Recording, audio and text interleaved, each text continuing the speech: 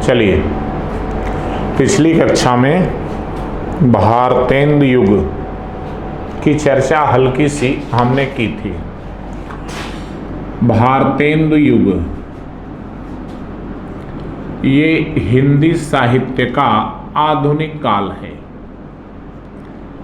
हम लोग शुक्ल जी के ग्रंथ में, इतिहास ग्रंथ में यदि देखें, और दूसरा इनके काल में जो गद्य का विकास हुआ, गद्य का विकास शब्द को हमें व्यापक रूप में लेना होगा। मतलब ये कि गद्य की जो विविध धाराएं विकसित हुई, उन धाराओं का जिक्र करना होगा। जैसे उपन्यास, कहानी, नाटक, निबंध, आलोचना, एकांकी, संस्मरण, रेखाचित्र, रिपोर्टाज,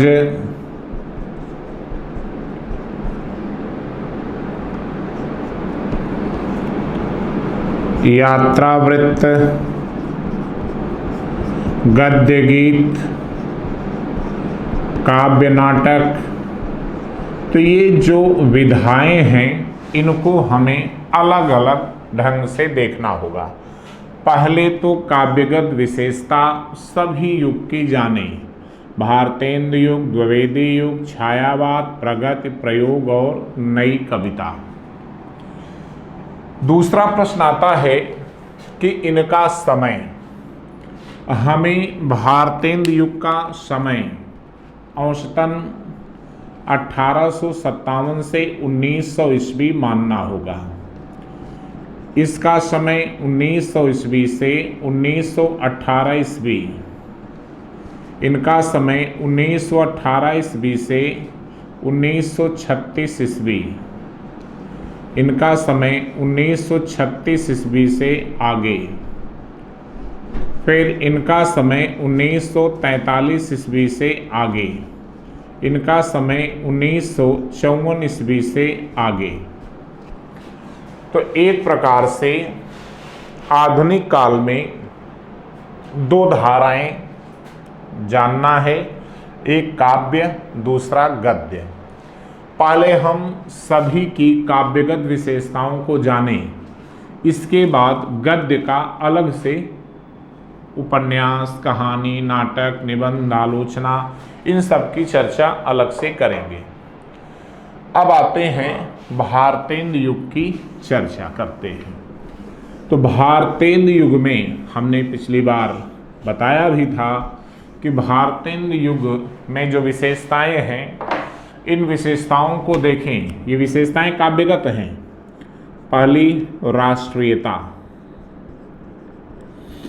दूसरी विशेषता है सामाजिक चेतना। तीसरी विशेषता है भक्ति भावना। चौथी विशेषता है श्रृंगारिकता। पांचवी विशेषता है हास्य व्यंग्य। छठी विशेषता है प्रकृति चित्रण। सातवीं विशेषता है रीति निरूपण।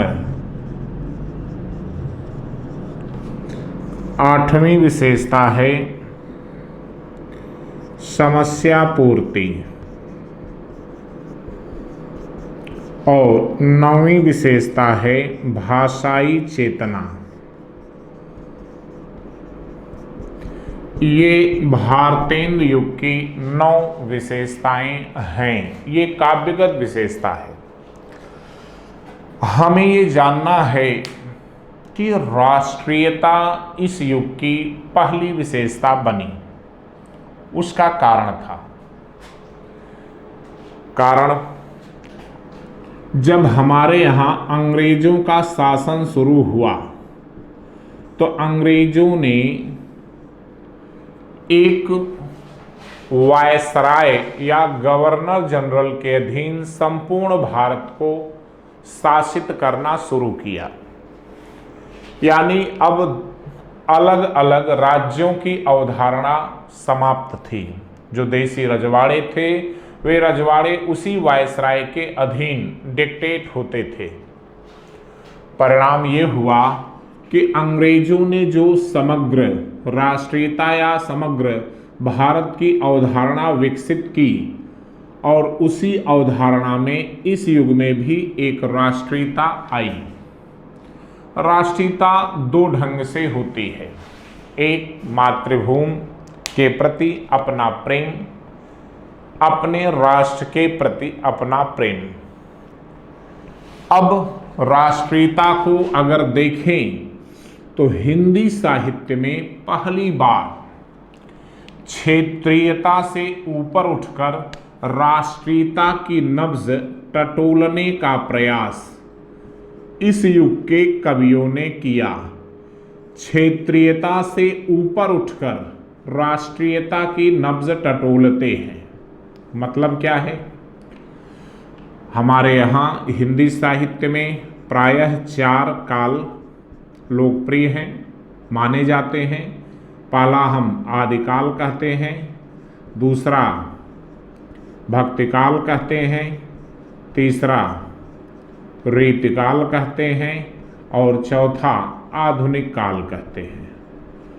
आधुनिक काल का प्रस्थान बिंदु हम भारतेंद्र युग मानते हैं। आदिकाल में हम लोग सभी जानते हैं कि राष्ट्रीयता का अभाव रहा। क्यों? क्योंकि उस समय एक राजा अपने पड़ोसी राजा से निरंतर संघर्षरत था। बाह्य आक्रमण हो रहे हैं, लेकिन ये देसी राजाओं का वर्चस्व की स्थापना के लिए निरंतर संघर्ष था। चंद्रवरदाई भी मोहम्मद गोरी के आक्रमण को देखकर पृथ्वीराज चौहान से कहता है, गोरी रत्तो तुद्धरा तू गोरी अनुरक्त, कि ये मोहम्मद गोरी तुम्हारे धरा वसुंधरा पर आक्रमण कर रहा है और एक तू सहयोगिता में अनुरक्त हो। तो एक प्रकार से राष्ट्रीयता की अवधारणा आदिकाल में नहीं थी। भक्ति काल में राष्ट्रीयता, नेशन जैसा शब्द प्रचलन में नहीं था। क्यों? क्योंकि उस समय कवि में काव्यगत भाव कम, भक्ति भावना ज़्यादा थी। उनका मूल उद्देश्य था भगवान की भक्ति, और भगवान की भक्ति के निमित्त वे सब कुछ उपक्रम करते हैं। रीति काल में जो राष्ट्रीयता थी वो संकुचित थी, उसे हम क्षेत्रीयता कह सकते हैं। जैसे भूषण शिवा को बखानो की बखानो छत्रसाल को, यानी वो शिवाजी की भी राष्ट्र प्रेम की प्रशंसा करता है और वो छत्रसाल बुंदेला की भी करता है। उसके लिए ये कोई माने नहीं था कि एक संपूर्ण भारत में, एक भारतवर्ष में, एक आर्यावर्त में शिवाजी और भूषण दोनों ही उसी आर्यावर्त के पार्ट हैं, दोनों ही उस आर्यावर्त के हिस्से हैं, या उनका शासन क्षेत्र आर्यावर्त का भाग है। भूषण को राष्ट्रकवि कहा गया। भूषण को अनेक सम्मान दिए गए, लेकिन भूषण में जो राष्ट्रीयता थी वो क्षेत्रीयता वाली राष्ट्रीयता थी, संपूर्ण नेशन की अवधारणा नहीं थी। इसीलिए आधुनिक काल में जब नेशन यानी राष्ट्र की अवधारणा चली, राष्ट्रीयता की अवधारणा चली, तब यह बात स्पष्ट हो गई कि अब हम क्षेत्रीयता से ऊपर उठकर संपूर्ण राष्ट्रीयता की नब्ज टटोलेंगे। दूसरा देखें, तो अंग्रेजों की शासन व्यवस्था है। शासन व्यवस्था के कई पहलू हैं। अंग्रेजों ने भारत पर शासन किया तो भारतीयों के हित या लोक कल्याण के लिए नहीं किया। उनका शासन संबंधी दृष्टिकोण स्वयं के हित के लिए था। उनके लिए भारतीय एक साधन मात्र थे। साध्य उनका रक्त चूसना था, अधिकाधिक लाभ था, तो लाभ उनके लिए साध्य था और इसलिए भारतीयों को उन्होंने साधन बनाया। तो भारतीय उनके लिए साधन थे और लाभ उनके लिए साध्य था। परिणाम ये होता है कि यहाँ पर जो भी गवर्नर जनरल आए या जिन्हें हम वायसराय कहते हैं आए, सबका एक ही ध्यान था कि भारतीयों का रक्त चूसे।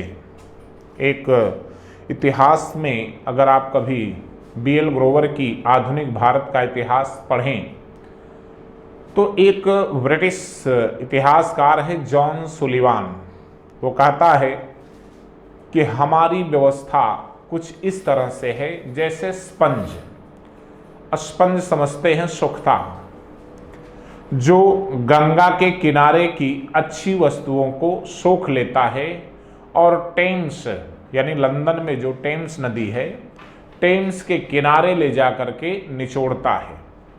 इसीलिए भारतेंदु या इस युग के सारे कवि कह रहे हैं कि अंग्रेजों द्वारा भारत का शोषण किया जा रहा है।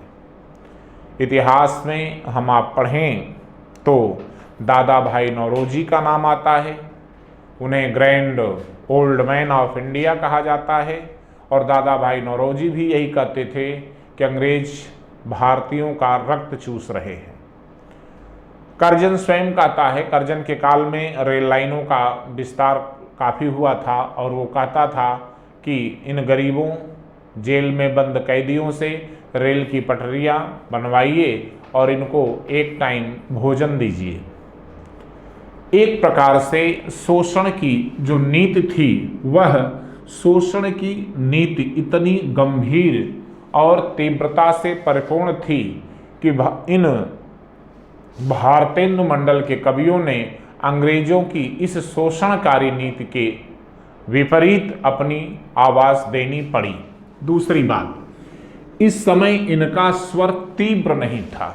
जब हम पढ़ेंगे द्विवेदी युग में तो द्विवेदी युग में स्वर तीव्र है, लेकिन भारतेंदु युग में स्वर तीव्र नहीं है। क्यों?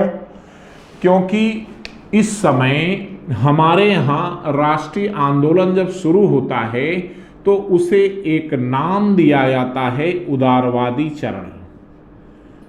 1857 के स्वतंत्रता संघर्ष के बाद का जो अंग्रेजी शासन व्यवस्था के खिलाफ राष्ट्रीय आंदोलन का जो स्वर था वो उदारवादी चरण था। उदारवादी चरण के कारण हम एक सीधी टक्कर नहीं ले पाते थे, बल्कि अपनी पीड़ा को व्यक्त करते थे। पीड़ा को व्यक्त करना, आवह सब मिली रोवह भारत भाई। अब जरा इस शब्द पर ध्यान दीजिए। अगर भारतेंदु कह रहे हैं कि आवह सब मिली रोवह, सब मिली रोवह भारत भाई, हाँ हाँ भारत दुर्दशा देखी न जाई। आवहु यानी ये क्रिया है, आह्वान करते हैं। आवाहन करना एक प्रकार से आह्वान है कि आप सारे लोग आइए। सब एक समग्रता की भावना है, कहीं न कहीं ये राष्ट्रीयता की अवधारणा को लेकर चल रही है। और मिलकर सब मिल यानी सारे लोग मिलकर के रोएं। रोएं का मतलब दुख व्यक्त करें, रोने का मतलब कष्ट प्रकट करें। आप पढ़ते हैं भक्ति काल में कबीर, कबीर का रोना अकेले था। सुखिया सब संसार है, खावे और सोवे, दुखिया दास कबीर है, जागे और रोवे। कबीर अकेले रोता है, कबीर एकला चलो की भावना है। भारतेंदु युग में यह भावना नहीं है, यहाँ समग्रता की बात है। और यही समग्रता, संपूर्णता, सबको साथ ले चलने की अवधारणा ही आधुनिकता है, जहां हम समष्टि की बात करते हैं, व्यष्टि की नहीं, जहां हम सर्वव्यापी स्वर लेकर चलते हैं, हमारा एकांगी स्वर नहीं चलता। और इसी सर्वव्यापी स्वर में आप देखते हैं कि आवहु सब मिल रोवहु भारत भाई, हाँ हाँ भारत दुर्दशा देखी न जाई। तो अगर वो भारत की दुर्दशा देख नहीं पा रहा है तो उसे कष्ट है, कष्ट है यानी पीड़ा है। तो भारतेंदु युग में ये जो पीड़ा थी, जो दर्द थी, वो द्विवेदी युग की तरह तीव्रतापूर्ण नहीं थी कि हमें आत्म बलिदान करना है। क्यों? क्योंकि अभी लोगों को राष्ट्रीय आंदोलन में खड़ा करना था, सीधे उठा करके झोंकना नहीं था कि आगे में उठाकर सीधे झोंक दीजिए, और बच्चे को खड़ा करने के बजाय सीधे उसके अंदर एक भावना भर दीजिए कि आप तुरंत बड़े होइए और बलिदान कर दीजिए। तो एक प्रकार से जैसे राष्ट्रीय आंदोलन में कांग्रेस का, राष्ट्रीय आंदोलनकारियों का, प्रबुद्ध वर्ग का जो दृष्टिकोण था, उसी दृष्टिकोण को इस युग के कवियों ने अपनी आवाज दी। जरा हम देखें कि ये दृष्टिकोण गवर्नर जनरल थे उस समय, उनको भी आप देख सकते हैं कि Canning, Elgin,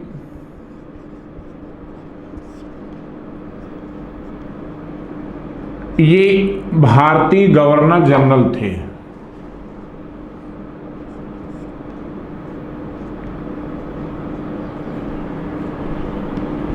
Lawrence Mayo, Northbrook,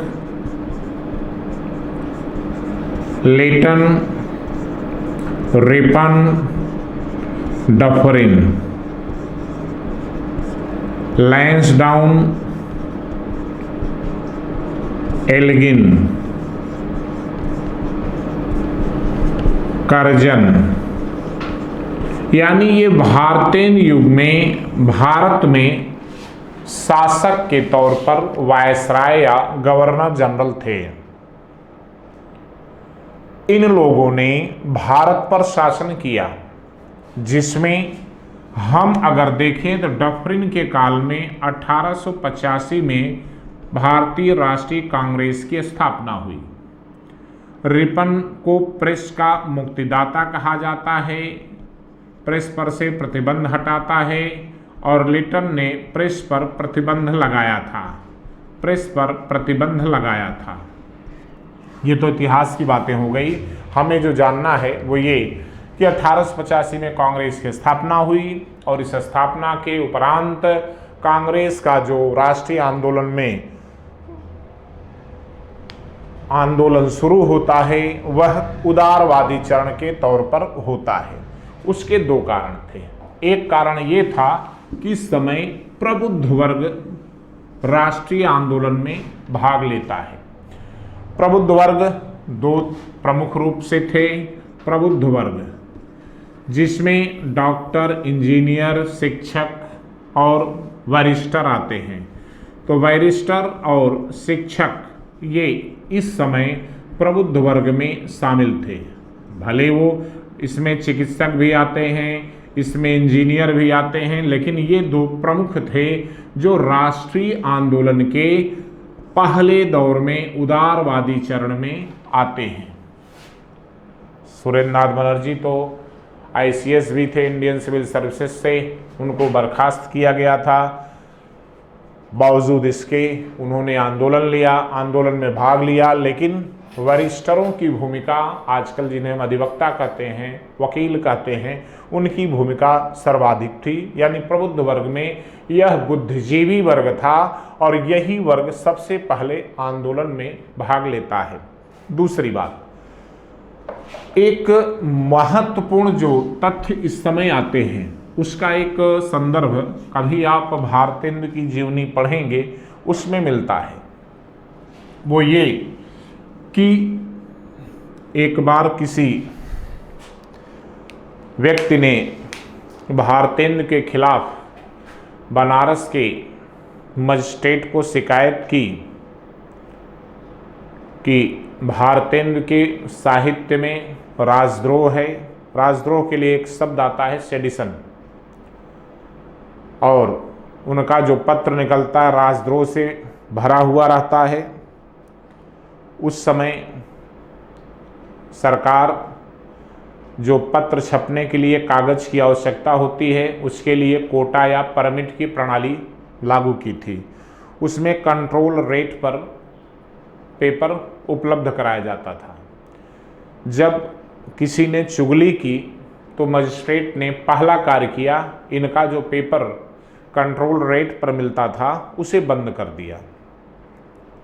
पहला प्रहार हुआ, दूसरा इनको तलब किया गया। अब ये मजिस्ट्रेट के सामने उपस्थित हुए। मजिस्ट्रेट ने पूछा कि आपके अखबारों में राजद्रोह यानी सेडिशन जैसी बातें आती हैं। भारतेंदु ने चालाकी से उत्तर दिया कि मजिस्ट्रेट साहब से कि माय लॉर्ड, आप देखें कि हम तो केवल और केवल आपके शासन की प्रशंसा करते हैं। और पहली पंक्ति वो पढ़कर सुनाते हैं कि अंग्रेज राज साज सबय सुख भारी, सबय सुख भारी। दूसरी पंक्ति नहीं सुनाते, और दूसरी पंक्ति में क्या लिखते हैं? पय धन विदेश चली जात, यहाँ अति ख्वारी। यानी एक प्रकार से वो चालाकी से काम लिए और उन्होंने कहा मजिस्ट्रेट के सामने कि साहब ये देखिए, मैं पढ़ के सुना रहा हूँ कि अंग्रेज राज साज सबय सुख भारी, अंग्रेजों के शासन व्यवस्था से चारों ओर सुख और समृद्धि है। तो एक प्रकार से उदारवादी चरण की देन है। इसे हम कह सकते हैं कि अंग्रेजों से सीधी मुठभेड़ लेने के बजाय अभी अपनी बातों को अभिव्यक्त करने की क्षमता को एक सेफ्टी वाल्व की तरह कह रहे हैं। ऊपर की पंक्ति से सीधे सीधे मुठभेड़ नहीं है, लेकिन नीचे की पंक्ति से अपने कष्ट, अपने दर्द, अपनी पीड़ा को व्यक्त किया जा रहा है। दूसरी बात, अब हम जरा इनकी विशेषताओं पर देखें तो राष्ट्रीयता पहली बार भारतेंदु युग का कवि क्षेत्रीयता से ऊपर उठकर संपूर्ण राष्ट्रीयता की नब्ज टटोलता है। राधाचरण गोस्वामी ने कहा हमारो उत्तम हमारा देश।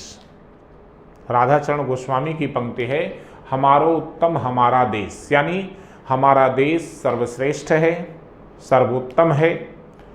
प्रेम घन कह रहे हैं कि धन्य भूमि भारत सब रत्नन की उपजावन, यानी हर प्रकार के रत्न, चाहे वो भौतिक हों अभौतिक हों, सब की उत्पत्ति इसी भूमि उर्वरा वसुंधरा से होती है।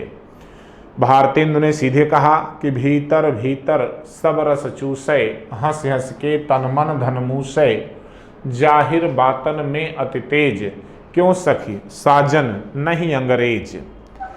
प्रेम घन पुनः कहते हैं कि राजभक्ति भारत सरिस और ठौर कछुनाए। तो अंबिका दत्त व्यास कहते हैं कि जयति राज राजेश्वरी, जय जय परमेश। एक प्रकार से इस राष्ट्रीयता में इस युग के कवियों ने अपनी बातें भी की और अंग्रेजों की प्रशंसा भी की। दूसरी विशेषता है सामाजिक चेतना।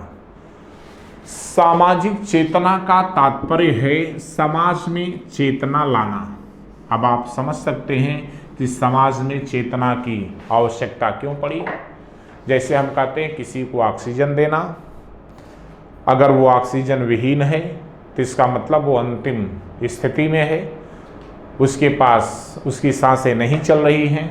अगर उसे चलाना है तो ऑक्सीजन देना है, और सांसें नहीं चल रही हैं समाज की, तो इसका मतलब क्या है, हमारा समाज रूढ़िग्रस्त है। रूढ़िग्रस्त है तो जब हम चेतना देंगे यानी रूढ़ियों पर हम प्रहार करेंगे। तो रूढ़िग्रस्त कैसे है? पहला जाति पाति से, दूसरा छुआछूत से, तीसरा भेदभाव या धार्मिक भेदभाव से, चौथा अशिक्षा से, पांचवा रूढ़ियों परंपराओं से चिपके रहने की आकांक्षा, रूढ़ियों परंपराओं से चिपके रहने की आकांक्षा, जैसे चेचक एक वायरस जनित रोग था, लेकिन उसे अब हम देवी मानकर पूजा करने लगे। प्लेग को भी देवी मान के पूजा करने लगे।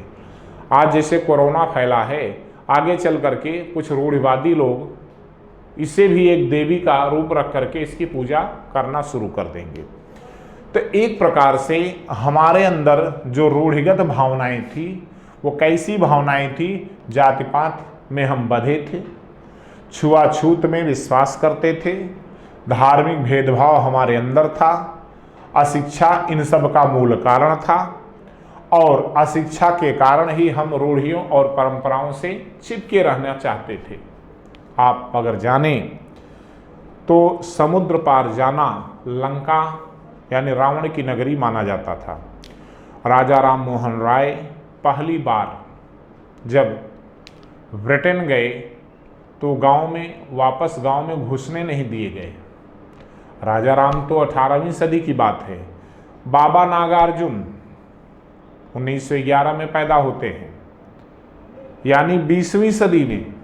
और जब ये पहली बार श्रीलंका गए तो वापस आते हैं तो गांव में दरभंगा में वो घुसने नहीं दिए जाते। गांव के लोगों ने कहा नहीं, ये लंका गया था राक्षसों के देश में, अब इसे गांव में नहीं आने दिया जाएगा। यानी हमारी अशिक्षा, रूढ़ियों से चिपके रहने की भावना थी। दूसरी बात, जरा समय भी देख लें कि भारतीय युग 1857 से 1900, और उस समय हमारे यहाँ पूरे देश में 4 बड़े धर्म सुधार आंदोलन चले थे। सबसे बड़ा धर्म सुधार आंदोलन था ब्रह्म समाज। भले उसकी स्थापना भारतीय युग के पहले हुआ है, भाई 29 साल पहले हो गया था, 28 में पैदा उसकी स्थापना हुई और 57 ये भारतीय युग है। लेकिन भारतीय युग में ही केशव चंद्र सेन ने सबसे ज्यादा व्यापक रूप में ब्रह्म समाज को विकसित किया, विस्तृत किया। पूरे देश में ब्रह्म समाज की शाखाएं खुली। केशव चंद्र सेन के प्रयासों से महाराष्ट्र में आत्माराम, पांडुरंग, आरजी भंडारकर जैसे लोगों ने प्रार्थना समाज बनाया। फिर स्वामी दयानंद सरस्वती ने आर्य समाज की स्थापना की। कर्नल अलकाट और मैडम ब्लावत्स्की के सहयोग से थियोसॉफिकल सोसाइटी की स्थापना भारत में होती है। अडयार में इसका अंतर्राष्ट्रीय मुख्यालय बनाया जाता है, मद्रास के निकट अडयार। आजकल मद्रास को हम लोग चेन्नई कहते हैं।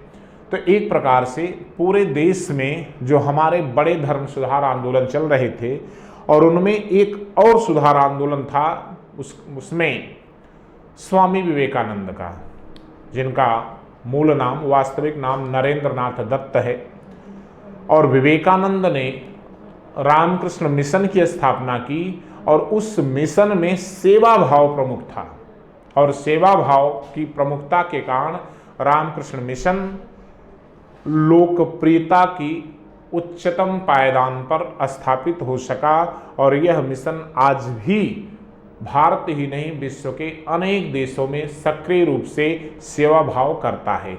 इसका उद्देश्य था गरीबों, बेसहारा, अपंगों, दरिद्रों की सेवा करना, दरिद्र को ही नारायण मान करके उनकी सेवा करना। बंगाल में आए दिन, बंगाल, उड़ीसा, बांग्लादेश का जो तटवर्ती क्षेत्र है, आए दिन तूफान, महामारी, अकाल, भूकंप आदि भावनाएं,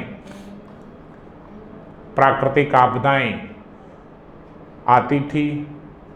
बड़ी संख्या में लोग इन आपदाओं के शिकार होते थे, और उन आपदाओं के परिणाम स्वरूप जो समाज में इस तरह की निरीहता आती थी, दरिद्रता आती थी, उन सब की सेवा करके, उनका इलाज करके, उन्हें भला, उन्हें स्वस्थ करना इस मिशन का उद्देश्य था। और सामाजिक चेतना जो राष्ट्रीय धर्म सुधार आंदोलन चल रहे थे, उन्हीं के फलीभूत होकर के इस युग के कवियों ने सामाजिक चेतना की भावना भी विकसित की।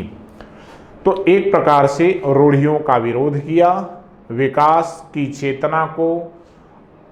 चेतना की आकांक्षा को अभिव्यक्ति प्रदान की और लोगों को शिक्षित साक्षर करने का प्रयास भी किया। अगर इसे देखें तो भारतेंदु का एक नाटक है भारत दुर्दशा, जिसमें भारतेंदु स्वयं कहते हैं कि ब्राह्मण क्षत्रिय वैश्य अरु सैयद शेख पठान दैव बताई मोह को जो करत न मदिरा पान।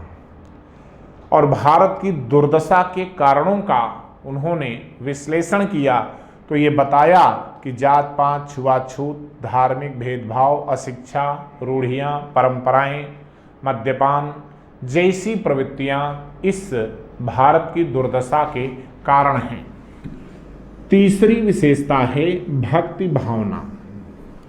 भक्ति दो प्रकार की होती है। एक हम लोग कहते हैं ईश भक्ति। ईश भक्ति का मतलब ईश्वर की भक्ति, और दूसरा होता है राष्ट्र की भक्ति। ईश्वर की भक्ति और राष्ट्र की भक्ति।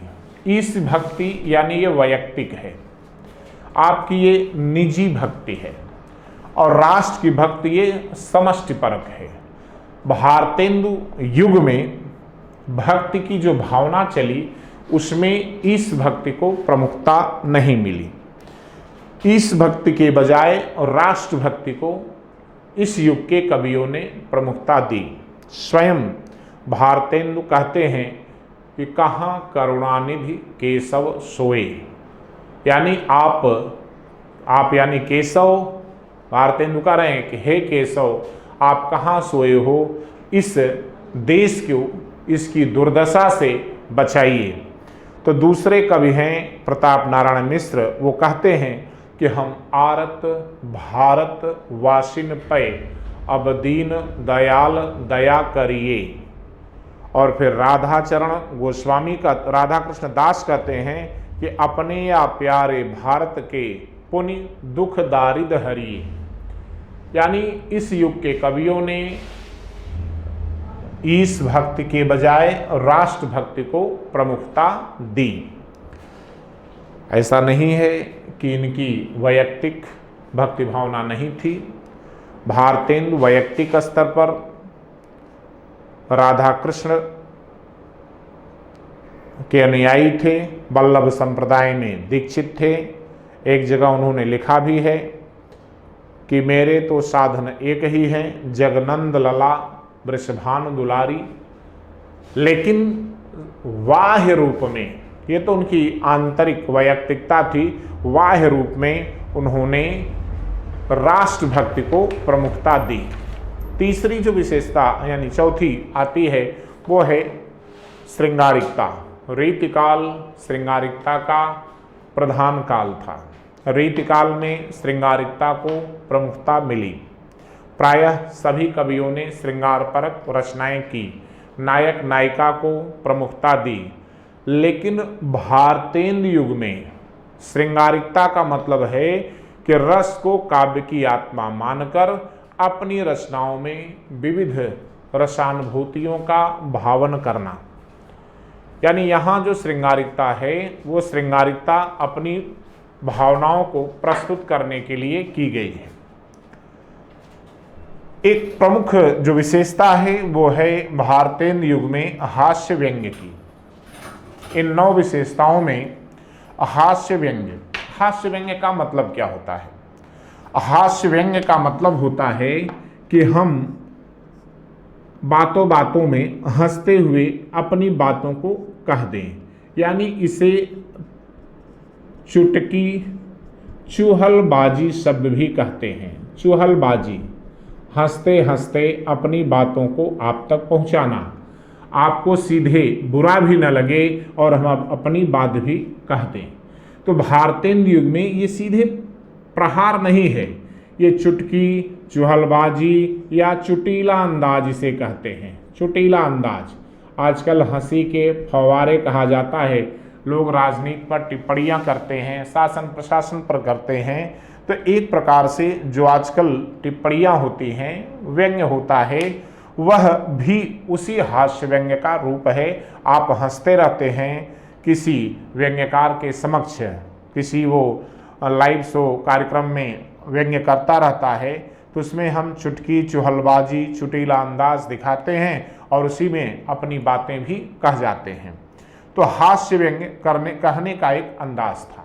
इसका कारण था कि अंग्रेजों की जो शोषण परक नीति थी और उस शोषण परक नीति में लोगों का जो दृष्टिकोण था, वह दृष्टिकोण एकदम सुसुप्तावस्था में था, उसे जागृत करना भी इनका एक उद्देश्य था। इसीलिए इन्होंने हास्य व्यंग्य का सहारा लिया। जैसे उस समय अंग्रेजी भाषा को लेकर के, उर्दू भाषा को लेकर के बड़ा विवाद चल रहा था और अंग्रेजों ने जब अंग्रेजी को राजभाषा के तौर पर थोप दिया तो उर्दू वालों के हाथ कुछ लगा नहीं। तो भारतेंदु ने व्यंग्य किया, उर्दू मारी गई, उर्दू मारी गई, है उर्दू हाय हाय, कहाँ सिधारी हाय हाय। तो उर्दू मारी गई का आशय यही हुआ कि एक प्रकार से उर्दू पर कमेंट करना। प्रताप नारायण मिश्र ने भी तृप्यंताम, बुढ़ापा, काकराष्टक, तृप्यंताम, बुढ़ापा, काकराष्टक जैसी रचनाओं के माध्यम से एक प्रकार से हास्य व्यंग्य, चुटेली और चुटके अंदाज का भी प्रयोग किया।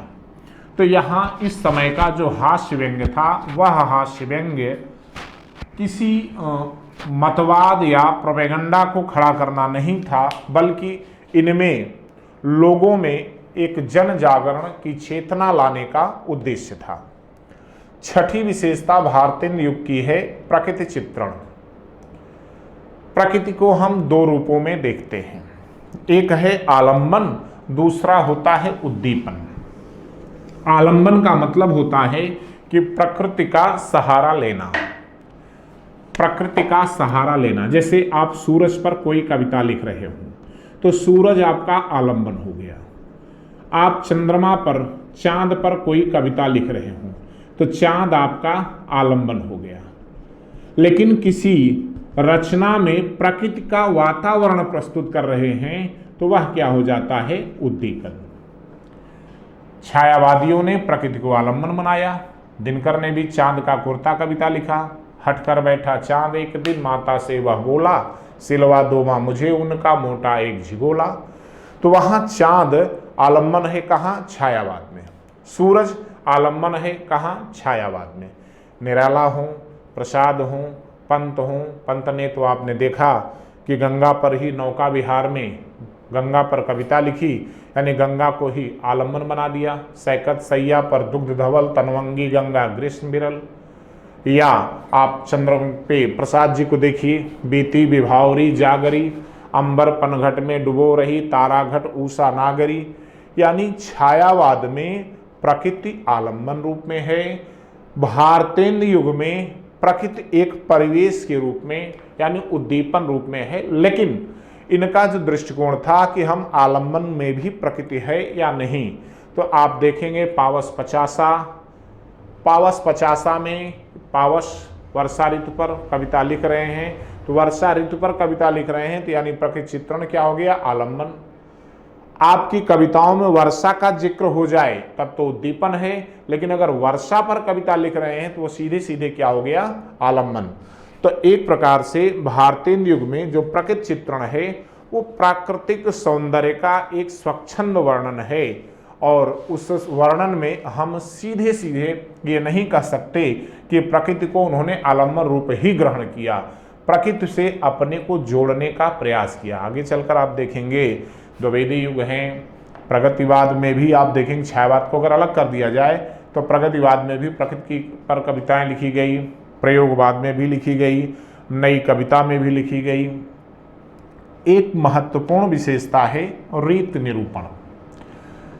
रीत निरूपण है क्या, इसको थोड़ा सा एक संदर्भ में या एक पंक्ति में जानना है।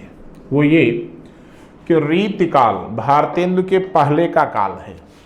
रीतकाल में कवियों ने, जिन्हें हम आचार्य कहते हैं, लक्षण ग्रंथ लिखा।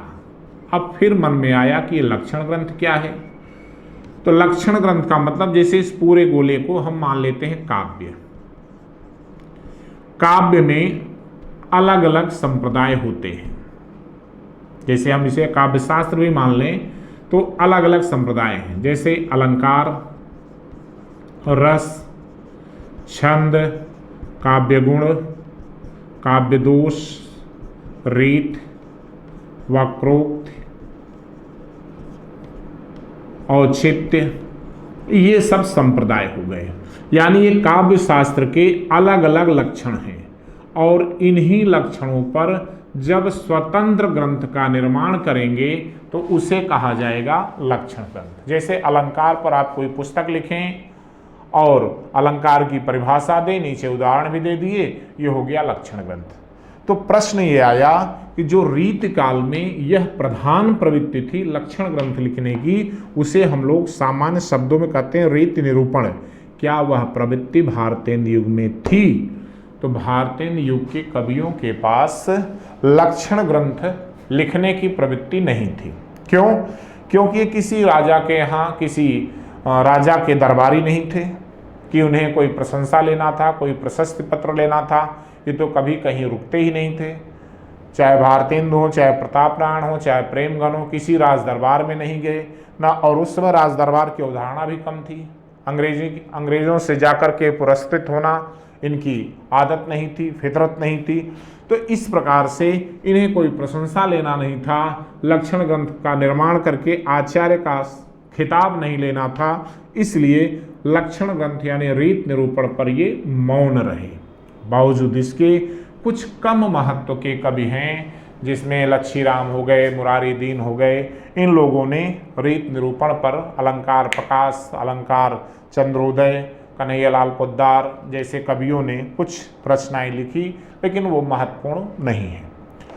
अब आती है 8वीं जो विशेषता है इस भारतेंद्र युग की काव्यगत विशेषताओं में, वो है समस्या पूर्ति। समस्या पूर्ति का मतलब क्या होता है? सामान्य शब्दों में अगर कहा जाए तो समस्या पूर्ति करना। बचपन में हम लोग पढ़ते आए हैं कि रिक्त स्थान की पूर्ति करें, तो एक रिक्त स्थान दे दिया गया और इसकी पूर्ति, और उसके पहले कोई शब्द लिख देते हैं कि राम ने, और रिक्त स्थान दे दिया, और विद्यालय कोई भी दे दिया। तो यहाँ राम ने अपने साधन से, बस से, किससे, विद्यालय तो की ओर रुख किया, तो वो अलग है। उसी प्रकार से यहाँ जो समस्या पूर्ति है, समस्या दी जाना और फिर उसकी पूर्ति करना। कवियों में काव्य कला है या नहीं है, उस काव्य कला को परखने के लिए एक आपको समस्या दी जाएगी और उस समस्या की पूर्ति करना है। जैसे आपको दे दिया गया समुझाए शब्द है और कहा गया इस पर आप कविता लिखिए, तो समझाए के गाय दुहे एक कविता बन गई। तो एक प्रकार से आपके अंदर काव्यात्मकता है या नहीं, काव्य कला है या नहीं, आपके अंदर काव्य करने की क्षमता है या नहीं, उसी क्षमता को परखने के लिए यह पूर्ति कराई जाती थी। अपनी भाषा में कहा जाए तो एक प्रकार से कवियों को तैयार करना। और समस्या पूर्ति के लिए कवि गोष्ठियों का आयोजन किया जाता था। भारतेंद्र के लिए एक शब्द आता है पेनी रीडिंग क्लब। पेनी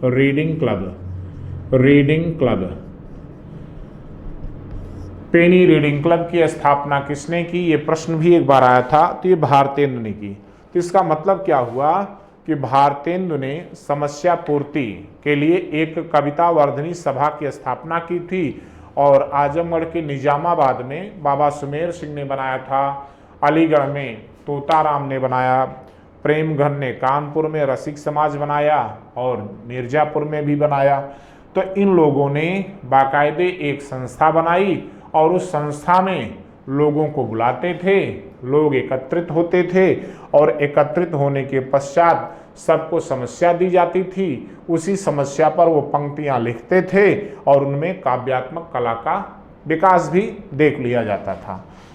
अंबिका दत्त व्यास का नाम हम लोग जानते हैं। अंबिका दत्त व्यास, समस्या पूर्ति प्रकाश, अंबिका दत्त व्यास, इनका काव्यगत जीवन जब देखेंगे तो काव्य क्षेत्र में अंबिका दत्त व्यास का प्रवेश ही होता है समस्या पूर्ति के रूप में।